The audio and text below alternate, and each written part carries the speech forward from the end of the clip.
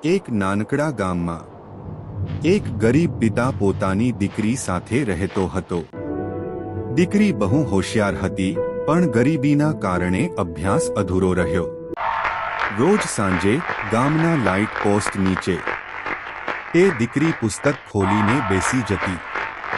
લોકો હસતા, મજાક ઉડાવતા, આ દીકરી શું કરશે, કંઈ નથી બનવાનું।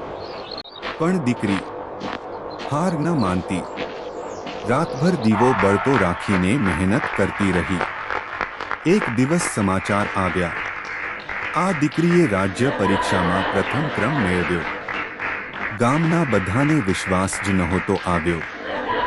જે લોકો હસતા હતા એ જ લોકો હવે તાળી વગાડતા હતા।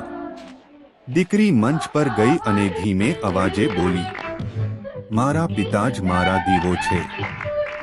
એમના આશીર્વાદ વગર આજે હું કશું નથી। ગામમાં સન્નાટો છવાઈ ગયો।